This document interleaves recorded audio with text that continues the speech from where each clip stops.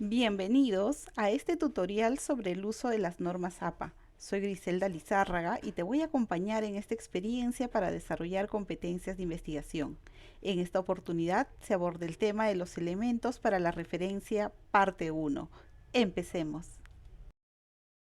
Nuestro objetivo es identificar los 4 elementos para la referencia según la normativa APA. ¿Qué datos se registran? En la norma APA es importante tener en cuenta 4 elementos básicos. En primer lugar está el autor, que es la persona o grupo responsable del trabajo. La fecha se refiere al momento de publicación del trabajo y según el caso se mencionará el día, mes y año. El título se refiere al nombre del trabajo que está siendo citado y la fuente indica dónde podemos recuperar este material. Te pido tener en cuenta el color asignado para cada uno de estos elementos, ya que nos servirá como un código para poderlos identificar en los siguientes ejemplos. Libro en línea. Los datos se encuentran en la página de créditos del libro. En primer lugar, ubicamos el autor. En este caso, son 3. A continuación, localizamos la fecha. En este caso, el año. Luego, ubicamos el título, que también aparece en la carátula. Y número 4, señalamos la editorial y el URL como fuente. Artículo de revista en línea. Los datos se encuentran en la cabecera del texto. En primer lugar, ubicamos a los autores, como en este caso son 3. A continuación, localizamos el mes y el año como fecha. Luego, ubicamos el título.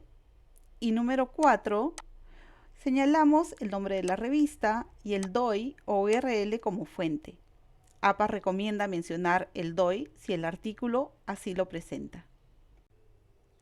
Artículo de periódico en línea. En primer lugar, ubicamos al autor del artículo.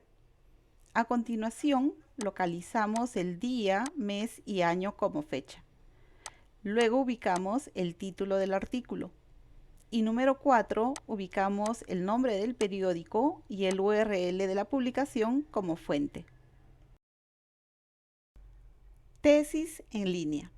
En primer lugar, ubicamos al autor de la tesis.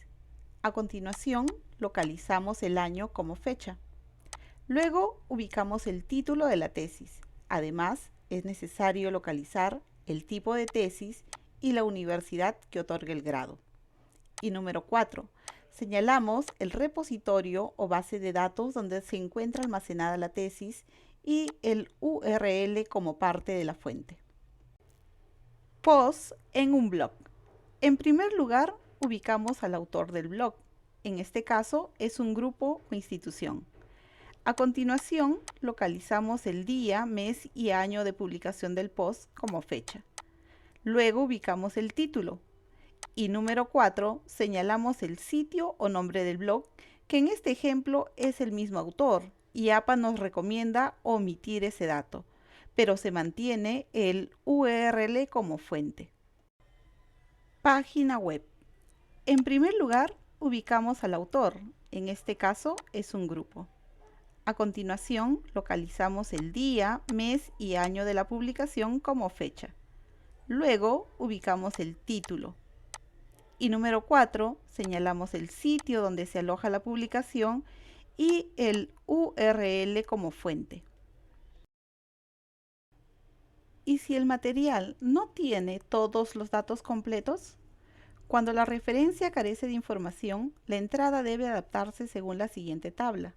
Si el elemento faltante es el autor, se registra el título, fecha y fuente, en ese orden. Si el elemento faltante es la fecha, se registra el autor, entre paréntesis se anota S.F. el título y la fuente. SF significa sin fecha. Si el elemento faltante es el título, se registra el autor, la fecha, entre corchetes se hace una breve descripción considerando las 20 primeras palabras y se anota luego la fuente. Si el elemento faltante es la fuente, No se incluye en la lista de referencias y podría considerarse más bien como una comunicación personal. En conclusión, conocer estos cuatro elementos y ser capaz de identificarlos y ordenarlos en la secuencia presentada te ayudará a crear una referencia APA para cualquier tipo de trabajo. Cabe anotar que el registro de un documento puede requerir datos más específicos según la categoría o tipo de material que quieras referenciar, como el volumen, número de edición, entre otros. Y recuerda, que cada vez que pones en práctica tus competencias informacionales, te conviertes en una persona más autónoma, capaz de aprender a lo largo de toda la vida.